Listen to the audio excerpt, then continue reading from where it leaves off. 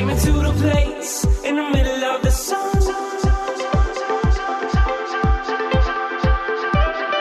And we'll sing this song, sing it one by one. Hey, Love Tribe.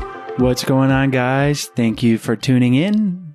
Yes, we have a super enlightening podcast, I think, for Chase and I today, where we interview Figs O'Sullivan. And Figs is a licensed marriage and family therapist who lives in San Francisco. He has 2 children, I think 2 and 5, and he's got a super cool accent. And name. He's just super cool all around.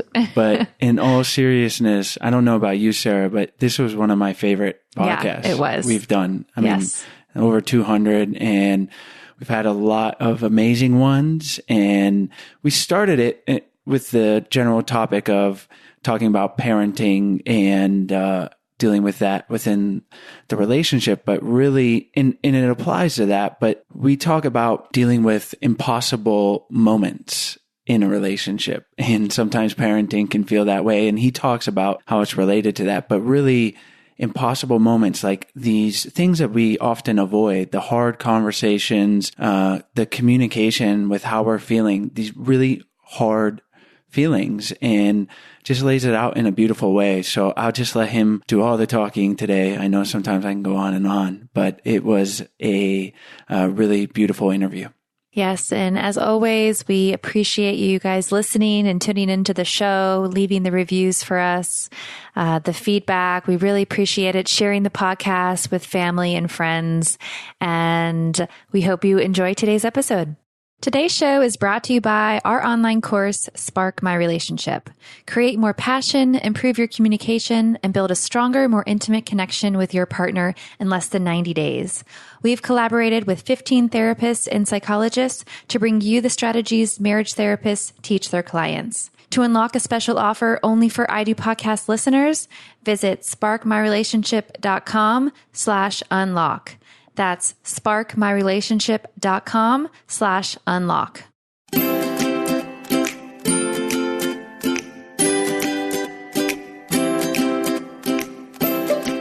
Hi, Figs. Thank you so much for joining us on the show today. Hi, Sarah and Chase. Nice to be a guest on your show. Thank you so much for having me. So Figs, Sarah and I are both parents to our wonderful daughter, Stella, and we're both in a relationship, obviously. We are married, and this comes with some unique challenges. And certainly, as Stella just turned 4, it seems like those challenges continue to increase. So we're excited to talk about balancing our roles as parents and our roles as a husband and wife, and how we can do those two things, because sometimes it feels overwhelming and we wear the parental hat, but we're also in relationship. So let's dive in and talk about how we can balance these two roles. Great. Absolutely. I'd love to talk to you about that. And not just as a professional, right? As a couples counselor, but I also, by the way, I have a 5.5-year-old and a 2-year-old myself. Wow. So I'm not only I'm in the middle of it myself, right? Not just someone sitting on top of some mountain looking down at everybody. Mm-hmm. I'm crying in the moments of overwhelm. It's intense. We're all crying together. Absolutely. Exactly. I'm right there with you. Where can we start? I mean, there's so many things we could.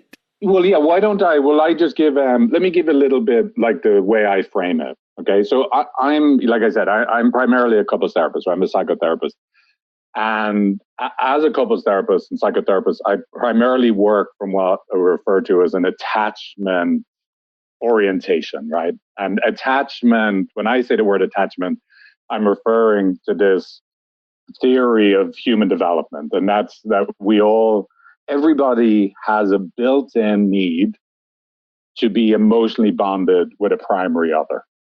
Right now, it's just biology, right? There's no point in fighting it. Like from the moment you were born, your primary need was not food and shelter or an iPhone. I know that's hard for some people to believe, but your primary need is that there's a good enough other on the other side of your birth. And for most of us, that's our mom, and some of it's, granny or adopted parents, whatever it is, right? But your primary need is there's a good enough other on the other side of your birth that is going to do two things primarily. And then there's a million offshoots of these two things. One is they're going to look at you. They're going to be there. Sorry, the first thing is they're going to actually physically and emotionally be there, that you can rely on them to respond to you. Because, again, just taking it from an evolutionary biology perspective, if you cannot rely on a good enough other to be there for you emotionally and physically, you will die. Like, it's not, this is some primary stuff, right? Like, you will die, right? We're useless, absolutely useless. Other mammals come out and they're able to get up and run around, right? Like, within a couple of hours. We have another, almost 2 years before, we are like a year and whatever it is before we can walk, right? So, built in that we are an interdependent species and we need other human beings, and our biology is oriented so. And then the other half of, the other side of the equation is you need to have a good enough primary other that looks at you like you're good enough for them. You're not a disappointment to them. So these things are these are just fundamental to what it is to be a human being. So if we then affect system that need to be actually emotionally bonded, it doesn't go away just because you've become a grown-up, right? So here you are now, successful podcasters and, living in Costa Rica and doing awesome things together, right? You're amazing, right? And deep down inside, right, you're still babies. And I mean that with all due respect, no offense, I am too, because you're each other's primary attachment figures. And then, of course, it gets confusing because you're all also a primary attachment figure to your 4-year-old, right? So here's where parenting gets really, really difficult is we're primary attachment figures to each other. So when it looks like one of us isn't there for the other, it's going to kick off our limbic system to feel actually threatened. And then there will be some protest behavior. But of course, that protest behavior is going to kick off some threatened feeling in your spouse's limbic system. And now they're going to protest being disconnected. And you're going to get disconnected from each other because you mean so much to each other. But then you throw in now having like a baby that you're also responsible for, right? Because they're looking at both of you like you're their primary attachment figures. And things get emotionally really, really complicated really quickly. And unfortunately, most people aren't very good, and understandably so, at recognizing what's really going on is a deep emotional issue. It's not actually the issue of the day. So someone might think the real issue here is I'm the one that has to get up to bring our daughter to the bathroom at 2 a.m. Why isn't that you sometimes? But it's not actually an issue about who brings our daughter to the bathroom. The issue is a deeper, are you there for me? Am I enough for you issue? And so the first thing I always try and help parents orient to is when you get disconnected from each other, and there's going to be even more opportunities to get disconnected when you're parents, what's really happening is your primary bond has been disrupted. And it's got it doesn't have actually as much as you think to do with the actual issue you're talking about in the moment. So anyway, that's just a little kind of get us started. I think that is a great place to start. It's Sarah and I are both listening super intently because we're it's a bit revelatory to us. Yeah. I mean, really relatable. Yeah, really. Because we for sure have dealt with this recently, and the way you framed it is definitely a situation I think we've both been in, feeling that our primary attachment is not there in each other, and that's a big change. Yeah, absolutely. And look, it's really hard, right? This is an interesting, juxtaposition, or, sometimes I call it actually an impossible place, that for relationships to really work, most of us are going to have to make friends with, and uncomfortable friends, right? But at least we're going to have to accept that it's here, that we're going to end up in impossible places with each other. And what I mean by an impossible place is there isn't actually a really good way out. So let's just say spouse number one, because I don't want to presume your guys' emotional, like what happens inside of both of you. But, spouse number one has more propensity to feel I'm alone, you're not really here for me. And they're going to protest by actually critiquing or asking their spouse, hey, please be here for me now so I can get out of this feeling of being alone with this and feeling overwhelmed. But unfortunately, that request, even though it makes sense, it's not bad. It's just a way to try and alleviate and get out of the suffering of being disconnected, and feeling overwhelmed. It is going to touch in their spouse, most likely, a feeling like it seems like you're disappointed in me, or it seems like you think I'm not doing enough. And it also, then the way I will protest that if I'm spouse number two is I'm now going to try and just find a solution to the issue. Or I'm going to try and tell you shouldn't actually be that upset about it, or I'm going to shut down. And while again, because I don't want to get in a bigger fight, so I'll just leave the situation, right? All of those things, again, make total rational sense that you would try and do those things. But unfortunately, the actual message that lands in spouse number one's limbic system, in their emotional body, is they get a further signal, you're really not here for me. So now they probably are going to double down, and they might spell it out now on a whiteboard, the way in which you're not there and what they need you to do, right? To help them not feel so alone. And the cycle goes on and on and on and on, right? And so I think there's a certain degree that moments like that are unavoidable. They're unavoidable. There is no way you're not going to have moments of feeling alone and overwhelmed as a parent, and especially if you're a quote unquote primary parent. And there's almost no way then, as the spouse of that parent, you're not going to have moments of feeling powerless. Like it distresses me to see you, my spouse, my primary attachment figure, feeling alone, and it looks like I seem like I'm a disappointment to you, and there's nothing I can do to make it better. You're both in certifiable suffering at exactly the same moment. You're both stuck together, and you're only stuck because you're so important to each other.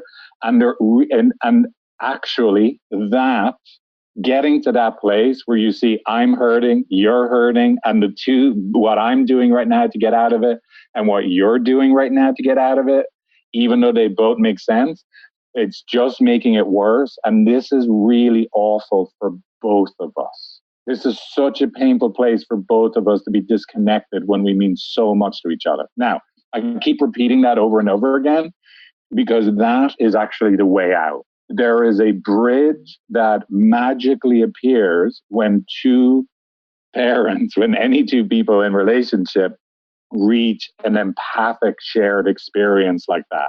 It's not you're the bad guy or I'm the bad guy. We've just ended up in an impossible situation where we're both hurting. Now our limbic systems have literally gone from threatened crocodiles to actually being little field mice. And we can see my partner is just a little threatened field mouse too. And we actually could be a comfort to each other and work together as a team to make things better. How do you get to that point though, where you start to show empathy with your partner and you stop being that crocodile and become that mouse? I feel like that transition for me seems really hard. Well, look, come here. I love that question, because I've got some good news and bad news, right? Bad news, it's worse than hard. It's worse than hard. It's temporarily impossible. Because let's say, look, everything I've said so far is true, right? Your physiology, this biological machine for a moment, let's just call it that without offending anyone, right? But just for a moment, right? You're hardwired to be threatened when you're disconnected. and your amygdala and hypothalamus on some level is probably going to take over, and it's going to make choices and decisions about how you respond next. Now, you think you're just making rational choices and decisions, but you're actually protesting, hurting, being disconnected because it's so fundamentally important, right?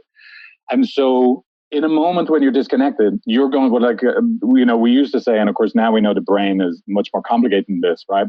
That your amygdala and hypothalamus, the parts of your brain that react when you're actually under an emotional threat or physical threat, it's 6 seconds ahead of your neocortex, right?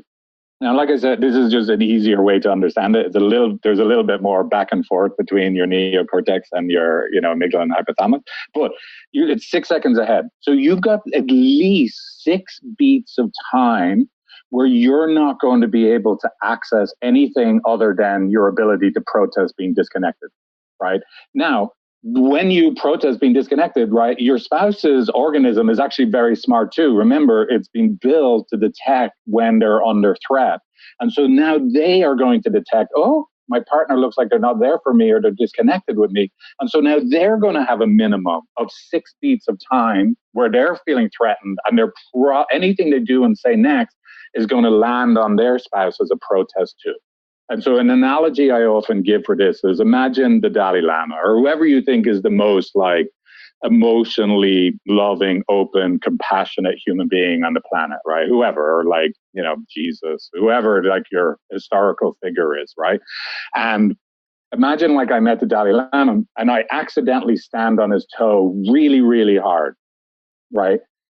The Dalai Lama himself has got 6 seconds. He's got 6 beats of time, most likely, where he's like, hey, what the hell was that? Before he returns back to, oh, it's okay, my son. Right.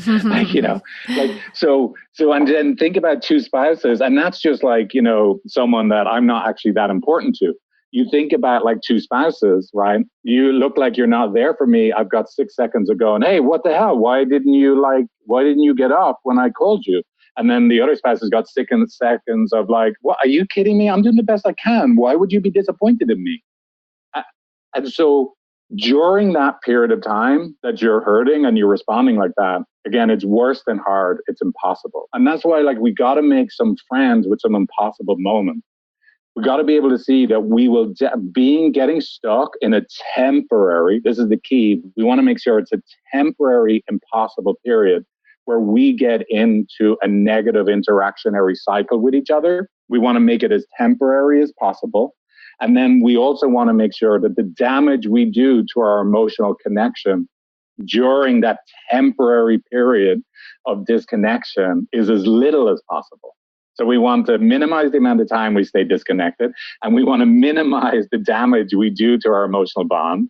And then here's the most important part. Well, I shouldn't say most important part. Here's the yummy part is then if we can at some point in time, 7 beats of time later, right? So it'd be nice if it was 6 seconds. For some of us, it's 6 minutes, and others, it's 6 hours. And unfortunately, we've got people that are going to stay disconnected for 6 days, 6 weeks, 6 months, 6 years, right? But we want to minimize, and minimize the disconnection, the pain that we cause ourselves and each other, right? But in that 7th beat of time, we get to this place where we can see, oh my God, we did that thing again. We do, where I was hurting, you were hurting. No wonder you acted the way you do. And I understand why I acted the way I did. And I actually get now the impact I just had on you because I'm so important to you and you're so important to me. Of course we'd be hurting like this. And now we can repair the parts of us that got hurt. Now we have empathy, and empathy in and of itself is a neutral experience. But because now there are 2 people that actually love each other that are in an empathic moment, now we can fill that neutral space where we're no longer a threat to each other. We're just 2 people that love each other that are hurting. As you could imagine, I'll ask you guys the question, what do you think 2 people that love each other do when they transition from being crocodiles to 2 little field mice and they say, oh my God, you're hurting because you love me so much and I'm hurting because I love you so much? What do you think they could do in that space together? Probably create a lot of compassion and love for each other. Yeah, right. Again, they're going to be able to repair. Yeah. You got hurt. Where did you get hurt? Was it right here? Let me kiss it better.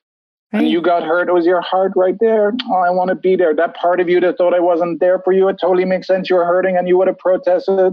And can you see I'm here now? And can you give me a chance to be here for you now? And then on the flip side of that, oh my God, it looked like I was disappointed in you. And it was like, you were never going to be enough for me. I hate when you feel that way. How can I let you see you're enough for me now? And would you please let me in now? And if two people can give each other a chance to do that, now we can get back connected again. So a good relationship is not a relationship that never has moments of disconnection, right? A good relationship is a relationship where we get disconnected, guaranteed. It's just our physiology and it's just a result of how important we are to each other. But we're able to give ourselves and each other a chance to be able to see, look, it is both of us. And because now I see it's both of us and we're only hurting because we love each other so much, I'm going to give me and you a chance to get back connected. And I'm going to try and be here for you in both directions in all the ways that it looked like we weren't there for each other during that impossible moment that we had. And now we could be even more connected together than we were before the moment of disconnection even happened. And so what I just described, now it's very easy to say it, but obviously people come to see me in person and we have to work on this for weeks, right? Like there's no point in just understanding it. It has to be an experience, right? But if we can make that process I just described a repeatable experience, I'm never worried about what difficulties life throws at people, because once you can go from being disconnected to connected again to repairing and feeling like, okay, you're really there for me and I really am enough for you, we can get back into that safe emotional bond, which is the very best comfort Mother Nature or God again offers us as we walk through this life of unending like opportunities to suffer and have problems that seem impossible to solve in a given moment, right? This is as good as it gets. And if you learn how to do this, like disconnection, back to connection and repair and be there for each other again, that's all you need to be able to meet the world. We love this, Figs. This is such a valuable exercise, harder to implement, but to think about not just for parents, but anyone in relationship. And bringing it back to parenting and being in a relationship, it seems like why it can be so difficult, like you described with our attachments, and then we have this little thing trying to attach to us, but that because of the amount of attention that a child takes away from time that would otherwise hopefully be spent on the relationship or other things, then the opportunities to wind up in these impossible places that you describe, these disconnections, to me, they increase because just the amount of mental and physical effort for a kid. Is that kind of what's happening? And I would say it's even more than just time. For sure, there's the time factor that we're not going to get to spend as much time together because being parents is so demanding, right? And parents that really are committed to showing up, right, as primary attachment figures, so that you're always, I say like, there's three basic things you got to do as a parent, right? One is you got to make sure your kid knows I'm here for you emotionally and physically, right? The second one is you got to make sure they know that they're enough for you, right? And then, of course, the third one that people can get wrong, they leave out, even if they're committed to being an attachment parent, is then they have to do all that in a safe container. And so, like, letting your child know, like, I'm here for you and you're enough for me. But, like I remember when our daughter was 2, like, she would kick our little Labradoodle, right? She didn't know what she was doing, right? But, and so you're enough for me, sweet daughter of mine, and I'm here for you. And the third one, I got to set a little boundary here. And because I'm your primary attachment figure and we are in relationship with each other, I can't let you kick the dog. So you got to put all that in a safe container right now. So if both of you are doing that, right, let's say you're both committed to doing those three things all the time as parents, right, that's pretty overwhelming. That's a pretty demanding, life to be committed to, which we all are as parents, right? And then you are each other's primary attachment figures. And like I said, so one person typically has more vulnerability around, are you there for me? And so if our child is crying and I'm overwhelmed and I'm going to feel like, why aren't you responding, sweet spouse of mine? I'm going to signal to my spouse that it looks like I'm disappointed in you. And then, of course, that's most likely my spouse is going to have a higher propensity or ability to feel like it seems like I'm a disappointment. And I really don't like feeling that. And I'm going to now like protest it. And we're going to get stuck with each other. So this is where there's a couple of things we have to do at the same time. Whereas we want to make sure we're these effective, reliable, consistent primary attachment figures to our kid. I'm here for you. You're enough for me. And I'm creating a safe container to keep you safe so that you know the boundaries of the world and your relationship with it, as created by us. But you also have to make sure if you're signaling to each other as parents, hey, you're not actually my priority. Being here for our kid is the priority. Or you're signaling to your spouse, by the way, I'm glad you're on this journey with me, but you're kind of a little bit of a disappointment as my co-parent or partner.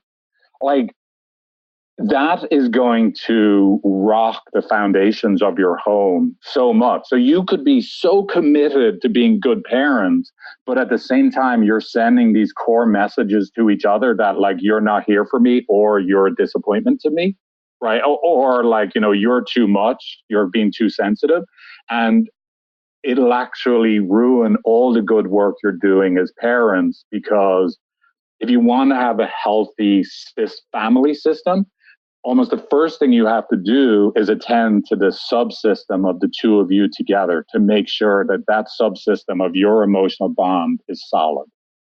This is so complicated, but you're doing a great job of laying it out. And I say that because I was thinking it's so complicated. Sarah and I are experiencing this, as a lot of our listeners may be. And the common cliche that hopefully everyone knows is wrong is, well, let's have a kid to save the marriage.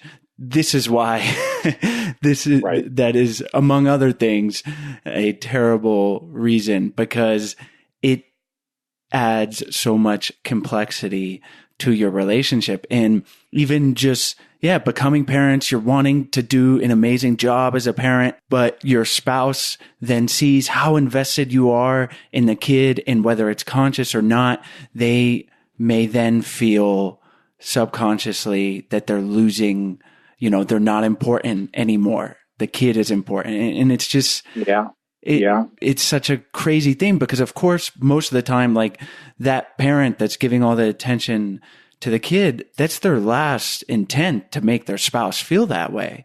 So you laying it out this way is great, hopefully for people to hear. Let's take a break to talk about today's sponsors. Today's episode is brought to you by Zola. So we all know planning a wedding can be super stressful. Except for me, because I did not plan our wedding. No, you didn't. I just That's said okay. yes to Sarah. That's what every partner needs to do, is just say yes. It makes it easier. And I didn't really care as much as Sarah did. And it worked well. But if I was planning it, it probably would have been pretty stressful, and I would have used Zola, because they would have wanted to help me take the stress out of wedding planning with their free wedding websites, the easiest wedding registry, and affordable invite suites, and much more. Zola's free wedding websites can be created in minutes, and you can choose from hundreds of beautiful designs that can fit any couple's styles, and they're all free. You have the ability to add photos, stories about how the two of you met, details about accommodations, as well as addressing those awkward questions like, are kids invited, or do I have a +1? No, leave your toddlers at home. Leave the kids at home. I'm kidding. You can even add your Zola registry to your free Zola wedding website, so guests can get wedding info and buy gifts all in one convenient location. Zola is the most helpful wedding registry ever, and they make the process super fun and easy. They carry all your favorite brands from OXO to Cuisine Art to Airbnb and to honey funds, which we actually used for our honeymoon. Yeah. So build your free wedding website on Zola and get $50 toward your registry. Go to zola.com/ido. That's Zola, ZOLA.com/ido to build your free wedding website. Today's episode is also sponsored by our course, Spark My Relationship. We started I Do Podcast to get information to improve our own relationship. We thought at the very least we'll be able to do that, and then to share it with our listeners. The guests are great, and we've gotten a ton of valuable information, but we found that if we don't actually deliberately take the time to implement the strategies and tools that our guests give us, we weren't seeing the real lasting benefits that we desired in our relationship. And that's why we created the Spark My Relationship course. We've collaborated with 15 psychologists and therapists to create a comprehensive relationship course that not only teaches you the skills needed to create a successful and lasting relationship, but the tools to execute it. By enrolling in the online course, you'll have access to the same strategies and tools that marriage therapists teach their clients, including therapist-taught video lessons with workbooks and exercises to help you work towards accomplishing your relationship goals in less than 90 days. You'll also learn how to detox unhelpful relationship habits and learn healthy ways to interact. You'll learn how to disagree respectfully and communicate mindfully, as well as how to improve intimacy and reignite your sex life, and so much more. Spark My Relationship isn't just a course for struggling couples. It's a course for couples who want to see their relationship flourish. If this is you, then you are a perfect fit for the course. So for a special offer for our I Do Podcast listeners, head over to sparkmyrelationship.com/unlock. Again, for 30% off the course, plus special bonuses just for I Do Podcast listeners, visit sparkmyrelationship.com/unlock. Yeah, no, thank you. And I cannot emphasize this enough. And by the way, this is a really hard thing for people. Like even people that come to see me, week after week after week, there's a very hard thing to really surrender to and accept, where we need to bond with each other first is as a couple, and then especially as parents, is in the impossible moment. Like everybody wants to bond on a sunny Sunday, like sitting at your favorite restaurant's outdoor deck, and our kid is well behaved, and like we're holding each other's hands as we watch them laughing and playing at dinner, and we don't have to leave because they've, demolished the entire restaurant, right? Everybody wants to, to bond in one of these beautiful moments. But in order to bond in one of these great moments, we got to be able to bond in like, oh my God, this is so hard for both of us. And our heads then bow towards each other, and our foreheads are touching, and we're kind of sharing each other's weight. And we're like, I know you can end up feeling alone with stuff, and I know you can end up feeling like there's nothing you can do to make me happy. And this is just so much harder than we anticipated. Oh, sweetie. Like that's the key moment, right? But most people are determined not to actually work on getting to that key moment. Most people are trying to work on, okay, how do we make sure that we do not get an impossible moment? How do we organize our life so that there will be should we hire extra help, or should we do more calendaring, or how will I change my behavior? Look, those things are valuable, but they're only valuable if they're placed on top of our ability to repeatedly get to this empathic experience with each other. This is really hard. And then again, I promise you there's a reason I repeat the same thing over and over again, because it takes a while for this to get in. And it's not your ears alone that I'm trying to get to hear these words. Remember, it's your limbic system. It's your emotional body. Imagine with these words, what I'm trying to do is just very gently rubbing your arm, saying, hey, it's okay. You're hurting. I'm hurting, because this is actually really tough for both of us. But right in there, we could be a team with each other. And that is a state shift. That is a biological state shift. That's what we need to work on doing. Everything else will be easier. The exact same issue that 10 minutes earlier was causing both of you to feel, oh, this is terrible. When we can see it in this real empathic experience, the problem itself looks completely different. For me, when you talk about it being okay, and each person it being okay that they're going through this tough time, this tough moment, for me, I feel like sometimes it's hard to do that because then it's me admitting to myself that I'm like a failure in the moment of parenting or in a relationship because it's so hard that I'm doing something wrong. And I know that's not true, but it's those emotions that just naturally arise because we're humans. So do you have any advice for me and our listeners that may have those feelings of like failure as a parent or in the relationship because it's just too hard? Oh, yeah, look, it's no, yeah, I just think it's a great question because this is, I think everybody's feeling this at some moment as parents, right? And look, quite frankly, I believe everybody's feeling this as human beings, right? There's play, and everybody is doing the best they can to. When people get up in the morning, they don't realize it consciously, but people, the first thing they do when they get up in the morning is they make a commitment. I'm going to do everything I can today to stay away from my own feelings of not enoughness and too muchness. And I'm going to do everything I can to not let that part of me be seen by other people. And here's the gift of parenting. You're not going to succeed. You're not going to succeed. You're definitely going to feel like you're failing, right? And again, so at some point, we got to make uncomfortable friends with this part.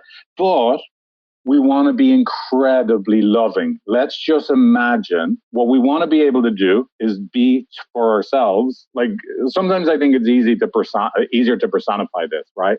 I mean, sorry, when I say personify, just imagine instead of thinking there's one of you inside, there's actually two of you.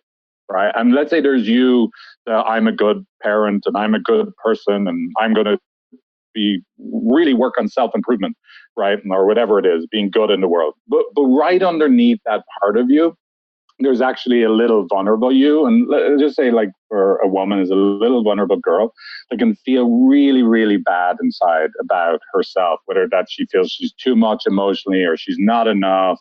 And when she's hurting like that, and again, imagine there's like a 5-year-old girl and you got to see her and you got to talk to her and be with her. Like, what are you going to do? Are you going to go over to her and say, hey, get your act together? I can't believe you're failing like this, right? Like, who would talk to a 5-year-old girl like that? Like, who would do that? So how can you find your internal friend? And I mean friend with a capital F, like a friend that was born in the place where all friends come from. And that this friend knows you deeply and intimately and knows where you are vulnerable and you're in need of not like being like, put down or told you're failing and get your act together and look at you. Like, no, they need to be like, please, I am here for you. Let me hold you. It's okay that you're hurting. I know this is really hard. And you know what? I'm not going to hide you or I'm not going to tell you you're bad. In fact, I'm going to do the opposite. I'm going to bring you everywhere with me. I'm going to hold your hand. And when we go for dinner, you're going to sit on my lap because I am going to be loving and kind to you when you're hurting for the rest of my life. And then, you know what I'm going to do? I'm going to share that vulnerable part of me with my spouse. Because usually it comes out as defensiveness or problem solving or critical. And they don't realize, no, what's happening is I'm really hurting and struggling inside. And oh, dear spouse of mine, I want to give you an opportunity to be there and love and be kind to this most vulnerable, sweet part of me too. So like, again, that's a little easier to do when both people are committed to it because it is a little bit of it's a little bit of a shift sometimes for people because people have internalized so much their critic voice, like they don't even realize themselves that they're being mean to themselves. They actually think a lot of the critical things they say to themselves are actually helpful, like, which is, it's crazy. And that's why I think it's often useful to imagine you were speaking to a child the way you're talking to yourself when you were hurting, right? That would be my little, imagine you're a little child that's hurting, and how could you be a loving, really amazing friend to that part inside? I hope to God you'd be empathic and compassionate and actually tender, and you would actually let them have their feelings and hug them and hold them and care for them and not criticize them. And if that critic voice tries to show up, you tell them nicely, hey, come here. I understand you're trying to help right now, but why don't you go for a hike? Costa Rica is beautiful. There's lovely woods out there and an ocean. Why don't you go for a swim and leave the vulnerable part of me alone? I love that. And I think that is really something you can use with really everybody, is just treating them kindly with respect and as if they were a little kid. You never want to talk to somebody hurtfully on purpose, but if you always have that in the back of your mind, I think that's something that can be really powerful in the way that you treat people.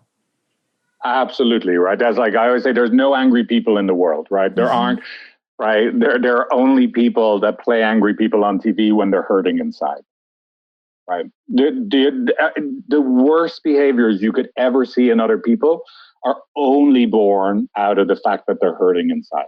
So there's always a vulnerable, hurt person inside of everyone. And so come here. This isn't about being nice to other people. You will suffer less. You know, if that message resonates with you and you then try to actually incorporate that in everything you do in the world, let's just look at this from a selfish perspective, right? You'll just suffer less. Because every time you see someone else's behavior and you're like, that driver was so terrible. What were they thinking? Oh, like you're just suffering. But if you can say, look, they must have, like, I don't know what's going on with them, that they're cutting across traffic and like, oh, they must be having a hard day. Whew, right? It just alleviates your suffering. So even just from a selfish perspective, right? You know, I think it's also true, but just from a selfish perspective, if you want to suffer less, like let's start, you know, trying to see and understand people's worst behaviors from your perspective. They're just the outcome of the way they're hurting and feeling unmet or unloved inside themselves. Since I've become a mother and we've become parents, that has been even more, I've been even more aware to those feelings, because maybe somebody's like cutting me off driving or something, and I'm like, oh my gosh, maybe she has a screaming child in the back of her car. And I try to like put myself in that position, and I think it's, for me, it's super helpful. It's great. And then, of course, that's like we want to be able to do that with each other as parents, right? Because one of the beauties about doing the work I do is, and seeing couples is, you know, when people first come in to see me, they both tell me their story, and it almost inevitably, even if they don't intend to, involves them telling me the story about the way they're hurting and the way their spouse isn't doing it right. Right. And so there's two different stories they tell. And what I find is everybody makes sense. Like both people make sense. It's like, oh man, if I was you, I'd be hurting too. And it makes sense. I could see my spouse that way. Oh, and this is your story. Oh, so go. It makes sense you're hurting. And it makes sense you're seeing your spouse that way. Right. And so then if we can, and look, the reason why I think the best place to learn how to have empathy and compassion is actually within a committed long-term relationship, marriage, or whatever other container your relationship is in, because it's going to be the most challenging place to do it, because you're going to be more hurt by your partner, right? As you can imagine, if some stranger cuts you off on the freeway, like, you know, like you might be annoyed for 5 minutes, but your spouse cuts you off on the freeway, right? You, right? Like, you know, because it has so much bigger significance, right? Right. But basically, we get to practice seeing that, look, yes, it makes sense you're hurting, and you would have the judgments and the reactive behavior and, you know, that you're having, but your spouse actually is in a equally difficult moment when you guys are disconnected too. Even if they do not display the kind of reactions and the kind of emotions that you believe are what someone that's distressed would be feeling or would be, you know, displaying in that given moment. So that's why, like, if you can learn how to have empathy in your primary relationship, it's going to be a lot easier to then, like, you know, disseminate that out to the entire the entire world, your extended family, your community, et cetera, et cetera. This is really beautiful information that when I started the podcast, it was, with the intent to really focus on parenting and the relationship, and all of this is applied to that. But I think we're going to change the title, and it's not going to involve parenting, because I hope everyone will listen to this, because whether you're a parent or not, this is really great information. And the way you're framing it, to have empathy for your partner in those impossible moments, because that's really what we're talking about here. And that, like you're saying, like that's where, as humans, like when we're connecting with one another, it's easier to avoid those. Like you said, put it in the calendar. How can we avoid these possible moments, even if we're not consciously doing it, avoiding those hard conversations, not doing the work. But that's kind of like surface level living. And if you want to really experience life fully, it's not easy. It's really, really hard. It feels impossible, like you're saying, but you've given Sarah and I, and hopefully our listeners, some tools to get through those impossible moments and deal with them, address them. Before we wrap up, is there anything you want to leave with us and our listeners in relation to this? Yeah. So here, the last thing, and it's, I would just say is just a reminder. It's, Sarah, to go back to what you said, like, you're saying like, it's really hard to get to a place of empathy. And as I was saying, it's worse than hard. It's temporarily impossible. And then at best it's hard. But if both people are committed to trying to make this shift from only seeing the way I'm hurting or the way my partner's not there, or spouse is not there for me, to actually seeing all four of those. Oh, we're both hurting. There's two of them. And we're both reacting in a protest to the way we're not feeling met. So of course, we're actually both hurting. But before we can get there, that magical place where we have empathy, it almost always starts with a fail to get there. So one of the things I always try to help people, like, don't expect to be able to just, let's say you listen to this podcast like over and over again. You're like, I am implementing this. And the two of you were like, we are doing this, right? We only get to practice everything that I just spoke about after we just had a terrible moment together. And it is really important. Like, again, remember, like, you're not going to have a life sans impossible moments. Impossible moments are part of the process. What the best case scenario is, those impossible moments will be shorter than they are now. And during that period of time, you'll do less damage. And on the back end of those impossible moments, you'll actually be there for each other and attend to each other's wounds and end up feeling more connected to each other. But don't expect you're going to have zero impossible moments. So give each other a little bit of grace, which is my daughter's name, by the way. Oh, that's a beautiful name. Okay. That's it. That is the last thing I would say. So what you're saying is that our listeners need to bookmark this episode after every impossible moment and listen to it. Well, yeah, exactly. We want to calm we're not going to neocortex our way out of what is primarily a limbic system problem. So that thing I was saying, and I hope it doesn't sound creepy, where I'm just trying to like stroke your arm going, hey, come here. What you think is happening is not what's happening. It's okay. You're not right now with a crocodile that's unavailable or attacking you. You're actually sitting in the room with someone that loves you and they're just scared too. Everybody calm down. It's going to be okay. Right? That is the key transition we got to make first, and not actually just try and fix the issue.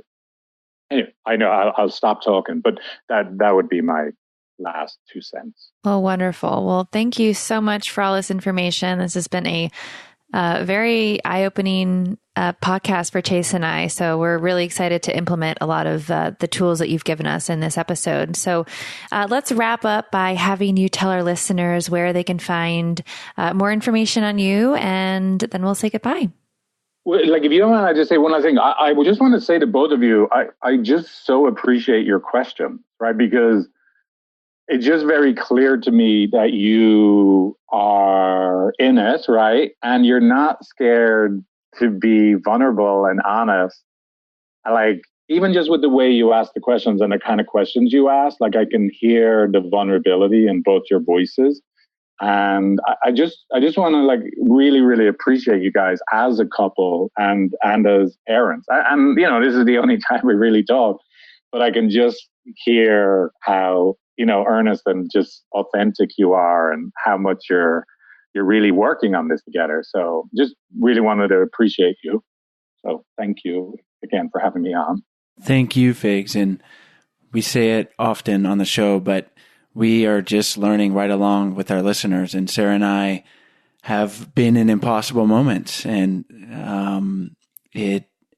kind of feeling that way as of recently. So this information is very relevant and useful. So we're just happy to have people like yourselves on to guide us. So please, if our listeners want to find out more or contact you, where can they find you online? Yeah, I would say the easiest thing is just go to empathy.com, and empathy is spelled with an I on the end, not a Y on the end.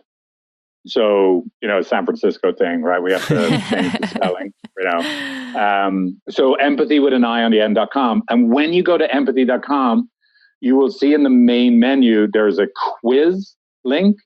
And I like, call me crazy, but I built this web app for couples where you can actually answer all these. One person takes the quiz, you answer all these questions, and it tells you, you get this personalized report that tells you who you are in love and relationship from an attachment perspective.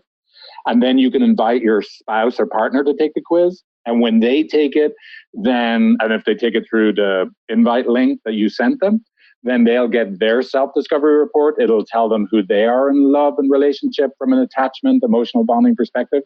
But now, most importantly, because we have both your answers, you actually get this auto-generated relationship system report. And that relationship system report tells you who you are together as one entity and it illustrates for you your impossible moments and what happens, and tells you what you have to do to work on, like, you know, making your relationship amazing from an emotional bonding perspective for the rest of your life. And all of that is free. I am not a tech person, and yet I built this whole process because I'm crazy. Because I really want to try and get this wisdom in the hands of as many people as possible, not just those people that can afford to come see someone like me in a city like San Francisco. You know, so anyway, so empathy.com, take the quiz. The whole process is free. And I hope it's helpful for people. Well, Sarah and I are sure to be going and taking that quiz. And Figs, again, thank you so much for all this amazing information today. Thank you. Thank you so much for having me on. Hi guys, we hope you enjoyed today's episode. As always, all the links are in the show notes page as well as on the podcast description. And while you're on our website, we encourage you guys to check out our 14-day Happy Couple Challenge. We send you an email for 14 days with simple, doable challenges to help strengthen and improve your relationship. And on our website, we also have a bunch of free resources for your relationship.